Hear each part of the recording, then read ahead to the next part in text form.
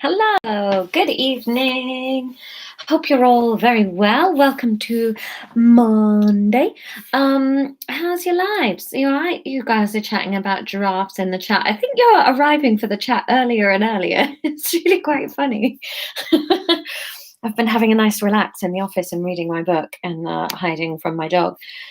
And I logged in about 10 minutes ago, just as I was getting ready to be like, right, I'll set the window up. And you guys are already here chatting. Hello, everyone. Um, Kiara, is that how you pronounce your name? Kiara is in Melbourne. There's a few of you Aussies, aren't there? Kim's Australian, isn't she? Oh, Kim's here today. I do worry when Kim's not there. She's very chatty. I hope you've all had a lovely day. I've had quite a nice day. I've been working a lot today. I've got a very exciting good thing happening next week, which I will tell you more about later, but that needed a lot of prep.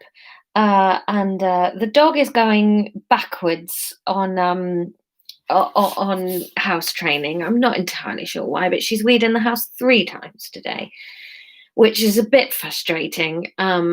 And I'm not entirely sure what she's protesting. But anyway, she is very cute and beautiful, and I still love her, even though she is a little pest. I can't quite work out whether she's doing it to be a knob or we've changed something that has thrown her off kilt. But either way, I mean, she's only 3 months old. Anyway, so it's Kira. Right. Okay. Well, nice to meet you, Kira. I looked for you on Brighton Beach yesterday, Laura. What was I doing yesterday? Oh, I had pretty much a full day off yesterday. Yes, I didn't do anything yesterday. Did I? What did I do yesterday? No, I didn't do a thing. I don't think I went and got Mackie's tag done because she can go for walks on Wednesday.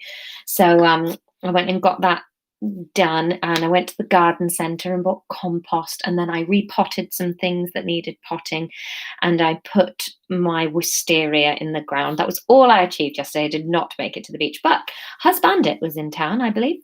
I hope you enjoyed your trip. Anyway, you're Cambridge, I think, Art World. I know you guys so well now. It's lovely, isn't it? Is Marky still farting like an offensive weapon? I think she's been all right tonight. I'm not sure whether she had some water or something that had a bacteria in it that made her tummy go bad for the last couple of days, or whether just changing, but we haven't changed her food at all, so I don't know what it is, but gosh, she's been vile the last couple of days. Woof.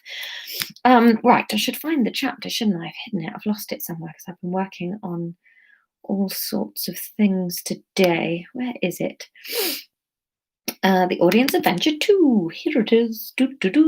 Yes, I am gigging near you on September the 12th. In the Cambridgey area with my lovely Rob Coleman, who's one of my faves. I was supposed to be gigging yesterday, but I don't know why, I'm very tired. Right, chapter 9. So you had 2 choices over the weekend, and I think we had our record number of votes for this one. Oh, Kira says, so lucky you can see Laura gigging live. Thanks, Kira. Well, if all goes to plan and I'm back at the New Zealand Festival next year, as I was supposed to be there this year, I might be able to skip over to Australia. That would be very nice. And do a sort of Antipodean tour. That would be very lovely. Right, so you got to choose. Does Ezria go with Marine's choice of team? It was a big old yes. You definitely wanted Marine's team. And as for how they recruit them, I mean, it won't stay a mystery for very long, but I think you all know how you voted on that one, because you are assholes. So let's see how this goes, shall we? Chapter 9. Marine glanced up, hoping she looked slightly less ridiculous than she felt. As the smallest of the 3, she, Ezria, and Aysmar had agreed that this role would be taken by Marine. Delivery drivers in the city tended to be young and agile, so they could get through the tunnels and across outer walls without bother or aching joints. Marine stood in the... I changed that. I knew I should have proofread this. Bloody hell, it's been such a busy day. Marine stood in Heavy Street, with Tingians bustling past her and going about their business. She tried to force her heart rate to calm down. An old wives' tale kept popping into her mind about how every Tingian heart only had so many beats, and you should try and pace them out slowly to stay alive as long as you could. She hoped it was an old wives' tale, for it was the For if it was the truth, then she was racing through her allotted beats and would be dead before her next birthday. Oh, God, I can't read today. No one else on Heavy Street seemed to be noticing her at all, and she began to relax now that the disguise Ezria had provided for her was indeed good enough to succeed. Yesterday, they had sat in Foursquare Square devising their plan past 8th beats. The Tingian day was divided into 7 sections, with each section marked by a low rumbling vibration of the ground. Each district had a timekeeper in charge of a large machine that they would set off in sync with all the other timekeepers in the city. It vibrated just enough that every Tingian would feel the time marker, but not so much that it would cause property damage. With no natural light and with a dislike of loud noises, it was felt that vibration was the easiest and least disruptive way of marking time passing. First beats was generally wake-up time. Second beats, the start of the working day, and 8th beats was the last beat. Everyone raced to be home between 7th and 8th beats, for to be out after 8th beats was in no way the norm. It wasn't that there was exactly a curfew, more that nobody would agree publicly that there was any reason a Tingian should need to be out and about after 8th beats. There was no passing of time through the night. A good Tingian should be asleep and not worried about what was going on in their sleeping hours. Only trouble happened between 8th and 1st beats. Marine had taken a deep breath and told Ezria who she would select for the mission. I would choose Kuran, Rashek, Mortglade, and Aleph. Ezria had sat quietly for several moments, and Marine feared she would never hear anything again except the adrenaline rushing through her ears. She'd looked from Aysmar's face to Ezria's and back again, searching for some kind of sign that she had chosen well. Eventually, Ezria had looked up. Not Jurius, was all she said. Marine burned. She knew that she had left Jurius out of contention for her own personal reasons, rather than because she felt her Tingian comrade was not capable. How could she explain that to Ezria without sounding petty? I have a strong... Oh, I didn't do Ezria's voice, did I? Not Jurius? There you go. Yeah, blah, blah, blah. I have a stronger bond with the others, she had said hesitantly, craving a smile or a flicker of approval from Ezria. And the team is centered upon you, Ezria said, a sharp note in the edges of her voice. She felt Aysmar tense beside her and felt her organs plummeting towards the ground. Marine hadn't even considered how everyone else would work together. She had merely picked a team based around herself. How could she have been so short-sighted? This was a major slip-up. She had just proved to Ezria beyond a shadow of a doubt that she wasn't a team player. If she had thought, she would have realized that Mortglade and Jurius were inseparable in the tactical challenges during training. Perhaps Mortglade would struggle without Jurius by her side. She tried to cool and calm and think of a good reason for why she had made the team all about her, other than the obvious that she was here first and the others... Marine stopped. Of course. What are you talking about? Am I glowing a weird colour again? Let me put the big light on, see if it fixes it. Is that better? There we go. Is that a bit... No, that's worse in many ways, isn't it? I think it's because of all the electric light on in here. I'll just have to look like a little boiled pig. And that is how I make videos now. Who's got an antenna? Why? I don't know what you're talking about, Mystic, but it sounds fun. Da, da, da, da. Other than the obvious that she was here first and the others, Marine stopped. Of course. Yes, she said evenly, holding Ezria's eyes. The team is about me, because I have the magic, or whatever this is. Her voice faltered slightly as she held up her trembling hands. And if I wasn't the key component in the mission, then I wouldn't have been the first you had chosen yourself. Marine finished speaking, and felt like the air around her had grown 1,000 times heavier with every word she had uttered. Good answer, said Ezria. We will go with your team if Aysmar consents. Aysmar merely nodded. Marine got the feeling that Aysmar was keen to be on with the plan. There was something about the way Ezria was testing Marine that made Marine feel calmer. If this was a test and training, then it couldn't be that serious, could it? Obviously, the fact that Van Weer had fired Ezria, costing her life's work, stood to the contrary, but would Ezria use that as an opportunity for Marine? Yet another question Marine couldn't even begin to answer. We cannot simply stroll up to them and start discussions. Even if Van Weer doesn't have covert spies, the news will be out all over the city that I am disgraced. We are going to have to reach them via subtler methods. Marine, you will go to Quran disguised as a deliverer. You will take something to his door for which he needs to open up, and then you will deliver him a message from me. For Aleph, you will be selling chestnut root at the market and wait for her to stop. Aysmar, you will go to Rishek publicly and tell her that I am recruiting the others and that she is not to be turned. What about Mortglade? Said Aysmar and Marine at once. I forgot Marine said that too. I could have done that in her accent. What about Mortglade? Said Marine in a normal voice, unlike that fool Aysmar. Mortglade, I am hoping, will come to us, Ezria said with a secretive smile. And so here Marine was, on Heavy Street with a satchel and the vaguest outlines of a plan. She knew Curran's home very well. She had socialized with him and Lowe's, his partner, 100 times since they had been cadets together. She had decided to go to Curran's house first. With every step she took nearer, she felt like more and more eyes were on her. She desperately didn't want to get Curran and Lowe's into any trouble, but there was no way to reach them without going to their home. She hopped over the built-up earth wall around the perimeter and headed up the path towards the door. She knocked carefully, trying not to glance around her and look suspicious. There was no reason why a delivery driver would be nervous of being seen, so why should Marine? Marine fleetingly wished she was indeed simply a delivery driver. She heard footsteps on the other side of the door. The wooden door opened and Marine saw Curran in front of her. She was so glad it wasn't Lowe's. Right, Marine is putting on an accent, although I dread to ask because I can see Shane in the comments, which definitely means he's going to ask me to do Mexican, and I'm going to have to say, guys, I just don't feel confident having video evidence of me trying to be Mexican on the internet, because when it's taken out of context, no one will get it. Chris, don't you get on the Mexican as well? There's a big shout for Welsh from Ben. It's going to be a brief accent, so... Arriba means upstairs in Spanish, I learned recently. Spanish and Mexican, that's all you guys want. Okay, fine.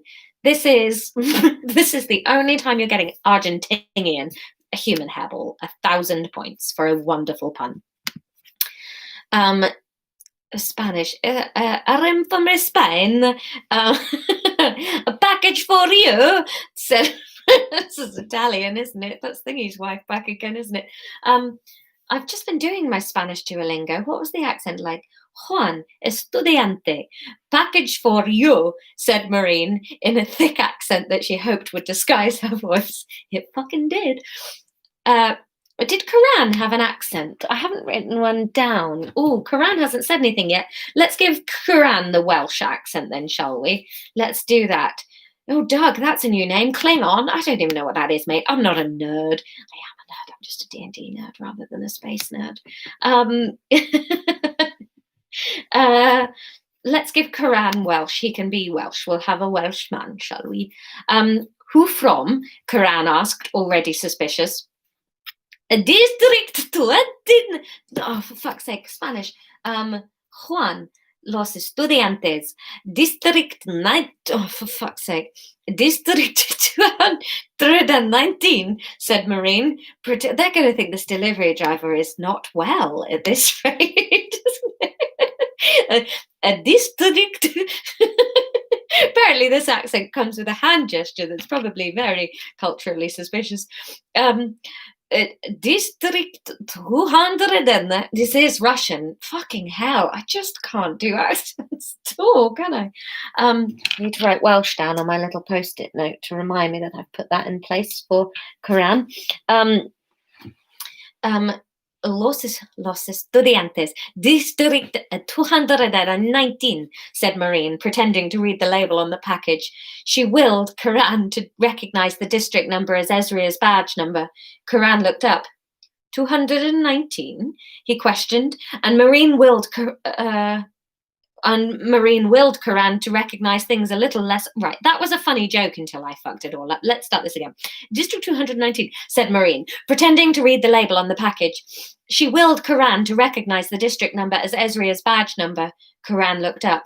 219, he questioned, and Marine willed Karan to recognize things a little less obviously. According to the label, evaded Marine. Espanol. It seems to have a return address on it in case there's a package going back Los Estudiantes back the other way. Spanish. I'm channeling my best Jane the Virgin, but it's real bad. Karan said nothing, which was safest for everybody. Nobody should be saying anything. Marine's foot itched within her boot. Despite the cool, claggy air of Heavy Street with its clay layers, she felt a bead of sweat trickle down her neck. Right. I would think I will want to send something back. What time is the last post? 4th beats, said Marine, feeling bubbles dancing through her. She prayed on every shiny thing she had ever laid eyes on that Karan understood and was not simply imagining himself sending a present back to an aunt in the 219th district. Do I need to sign? Said Karan, his eyes flicking about the street. Marine hastily pulled up the clipboard that rested at her side and offered it up. Thanks then, said Karan, and shut the door. Marine made her way back down the garden path and disappeared into the throng of people. She took the twistiest route she could think of home, and when she was in 3 streets of her house, she listened for Ezria's call to confirm she had not been followed. There it was. Marine darted for home and a change of costume. She dashed her delivery uniform under her bed and reappeared out of the front door seconds later in her normal clothes, pulling a large trolley that had concealed within it a small basket full of trimmed chestnut root. This was Aleph's favourite. Marine made her way to the market and set up her basket simply on the floor like the other sellers. She sat and waited, selling a few strands here and there to passers-by. It was really quite pleasant making small talk and talking about chestnut root. For the second time that day, Marine wished she had chosen a career other than the military. She spotted Aleph waltzing through the market. Aleph had a slow gait. She moved like water, with her stark, strong, frizzy hair sticking out like a beacon above her graceful body. Okay, we need, I'm just going to do, I had this imagined in my head as Somerset, so I'm just going to do that because I've humiliated myself enough for one video today. So this is going to be Somerset. Trimmed chestnut root here, Marine called, trying to catch Aleph's attention. She saw the green eyes flick her way. Bingo. How much can I get you, my love? Asked Marine as Aleph stopped by her basket. Aleph was scrutinizing the chestnut root. Oh, Aleph needs an accent. What accent would you like for Aleph? Kim's put Canadian. Oh, we tried Canadian, couldn't do it. Gosh, it's very red today, isn't it? This light. Blimmin' heck. South African. All right, we can do Aleph as South African. That was the first one in, and I'm thirsty, so that's what's happening. Bum bum bum is being SA in. Done. Well done, Artworld. You got your vote. How fresh is it? Aleph asked. Picked it this morning. Comes from the top of a specifically delicious diversion, Marine said, trying to catch Aleph's eye. But Aleph was intent on inspecting the contents of the basket. Have you tested it for purity? Asked Aleph, and Marine began to panic. She had only thought of answers and questions that referred to the mission. She should have guessed Aleph would be this picky about what she ate. I have, yes. I'd feed this to my own newborn, Marine said, and Aleph's head snapped up at once. You mustn't ever feed... Oh. Aleph stopped upon recognizing Marine. Marine's eyes widened under her hat, begging Aleph not to give her away. She wasn't sure, but she thought she saw a man in a long waistcoat behind them, turning to look at Aleph cautiously. Oh, I see. You were making a joke, Aleph faltered. More of an exaggeration than a joke. I just meant these are some of the finest chestnut roots I've seen all season. I'm worried that the sudden change in water direction will have a bad effect for the rest of the growing season. But for this batch, I can honestly say it's some of my best. May I try some? Asked Aleph. Be my guest, said Maureen. Oh, we need another accent. What have we got here? Cockney. All right, let's go Cockney. How did you? All right, like, may I as well? The man in the long waistcoat spun on his heel and joined Aleph at Maureen's basket. Go right ahead. If I can sell this basket before third beats, my wife will be delighted. The man in the waistcoat reached down and picked up a strand, popping it into his mouth. Third beats, said the man, narrowing his eyes at Maureen. That's an ambitious target. It's only a small basket, said Maureen, swallowing, delighted that her mouth had provided an answer where her brain had been drier than a husk. Whereabouts did you gather it? Asked Aleph, taking care not to sound too interested. Strimmed chestnut root wasn't exactly rare. It wouldn't do to make too big a deal of it if the man was suspicious. Maureen paused. She had been planning to say she'd gathered it at the place she wanted Aleph to meet her, but there was just something about the man she didn't trust at all. He was being too careful, too light with his glances, too practicedly disinterested. Well, usually I'd gather up on the wet. The new growth there can be spectacular. This year's been a little off, though, so Maureen paused to give her next words weight. This batch was from over on Crescent. There wasn't much of it, but what there was hand-selected. She winked at Aleph, then felt her skin grow pale as she saw the man in the waistcoat see it. Would you like a handful, sir? She squared her shoulders and looked him in the eye. He paused. Seems I'm in the market for more than a handful, he said jovially. I'll take a full round. Maureen grinned and began to bundle up some strands for him. And how about you, my love? Aleph didn't look at Maureen. She was poking about in the basket, choosing her own strands. Yes, give me a minute. I'm looking for the lighter ones. I don't like the thicker ends. I find that in a salad they're too much, too heavy. Maureen nodded sagely. I agree. We have the same taste, I think. I've a new sickle that's really good at thinning out. Here, let me tie those up for you. Looks like I'll be home by third beats after all. She saw the man's mouth turn up at the corner as she mentioned third beats for the second time. She swallowed a smile and continued. That's a lovely bunch you've picked there, but you missed one. Let me throw another on. There you go. Perfect. From my sickle to you. Pleasure doing business with you. I may see you again, I hope. Aleph frowned at Maureen, said her thanks, and departed. The man lingered a moment longer. Anything more I can do for you, sir? Maureen asked innocently. The man shook his head, smiling. Oh, no, this'll be plenty. You have my thanks. He moved on to the next stall, inspecting some dew cups with practiced focus. Maureen breathed a sigh of relief and began calling out to more passers-by about the quality of her wares. Bum, bum, bum! End of chapter. Oh, thanks, Mystic. I'm actually checking these accents really well tonight. Makes a change. It's quite a brain workout for me, flicking from accent to accent. So your question, and I think you're going to like this vote, / hate it maximum. For tomorrow's episode, pick a weapon. A bat, as in a club, not like a flappy bat. Imagine if you could train a bat. Never mind. Stop it. A bat, a knife, a rope, or why have I written? Oh, maybe I had a plan for that. Or bodies. I've just written bodies. Oh, I think I meant body parts. That was the body parts. Yes, a bat, a knife, a rope, body parts. For a second there, I'd written the word bodies, and I was thinking, like, what was I thinking? They'd bring like bodies to whack each other with. No, body parts. Pick a weapon. Yes. So a weapon, a bat, a knife, a rope, or just bodies, physical. You get to choose for tomorrow. So 1st of September, we will take this into its second month, and 10 p.m. I'll set the live stream up now. And Artworld says, if Tingians live underground, how did they get so many accents in one little village? Because they began above ground, and the accents just stayed, a bit like how the United Kingdom is very small, but has a massive amount of accents. There we go. That's answered that. All right, I'll see you tomorrow at 10 p.m. Bye.